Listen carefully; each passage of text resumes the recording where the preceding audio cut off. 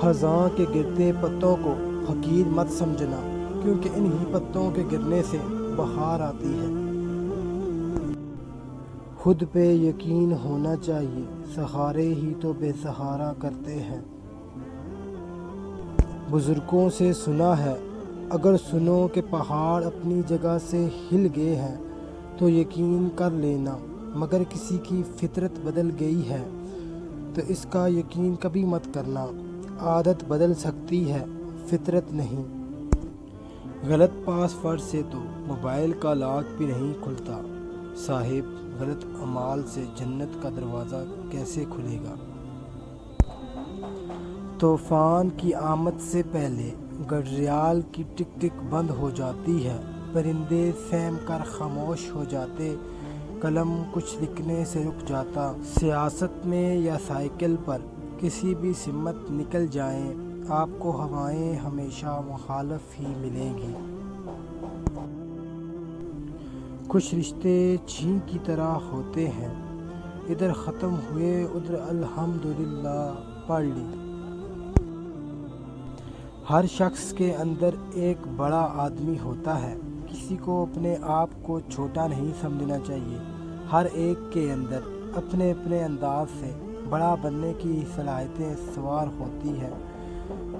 کامیابی کے اصول کی ابتدا اپنی ذات کو پہچاننے سے شروع ہوتی ہے۔ کسی کو سمجھنے اور سمجھ لینے میں بہت فرق ہوتا ہے۔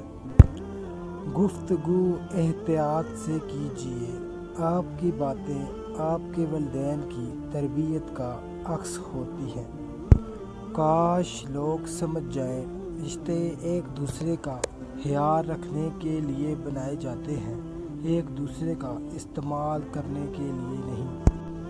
ہر چیز ہمیں ملنے کی نہیں ہوتی، کچھ چیزیں خوبصورت دھوکہ اور بہترین شر ہوتی ہیں۔ کسی چیز کے نہ ملنے پر اللہ سے بدگمان نہیں ہونا چاہیے۔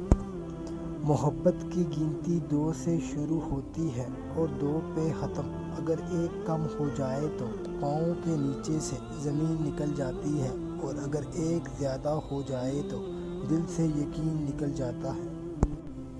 جو لوگ خود کو عام نہیں سمجھتے وہ کچھ خاص بھی نہیں ہوتے۔ خاص بننے کے لیے عام کو بھی خاص سمجھ کر عزت دینی پڑتی ہے۔ جو لوگ آپ سے کوئی بھی لالچ نہیں رکھتے، ایسے لوگ قیمت سے نہیں قسمت سے ملتے ہیں۔ بعض اوقات ہر بات پہ مسکرانے والے کو لوگ پاگل سمجھتے اور ہر بات پہ خاموش رہنے والے کو بزدل مانا جاتا ہے۔ دنیا ایک ایسی آری کی طرح ہے جو دونوں طرف سے کاٹتی ہے۔ کچھ تکلیفیں ایسی ہوتی ہیں جنہیں معاف تو کیا جا سکتا ہے، مگر پہلے والا تعلق کبھی نہیں بنایا جا سکتا۔ کسی کو اگنور کرنے کی وجہ یہ نہیں ہوتی کہ آپ اسے ناپسند کرتے ہیں، بلکہ ان سے بات کرنے کی وجہ سے پیدا ہونے والے فساد سے ڈرتے ہیں۔ تنہائی ایک خطرناک نشہ ہے، جب کوئی شخص اس میں موجود سکون کو محسوس کرتا ہے، پھر وہ شخص لوگوں سے میل ملاپ چھوڑ دیتا ہے۔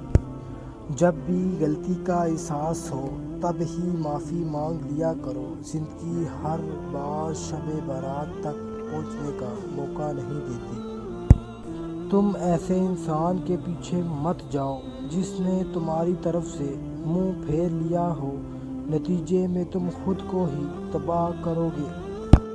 اگر تمہیں اللہ پر بھروسہ ہے تو امید پر بھی ہونا چاہیے، کیونکہ امید اللہ کا عطیہ ہے اور ہم کمزور انسانوں کے پاس اسی کی عطا کردہ سب سے بڑی طاقت۔ میری ذات ایک ایسا پھول ہوئی جس سے خوشبو تو سب نے چاہی، مگر پانی دینے کا خیال کسی کو نہ رہا۔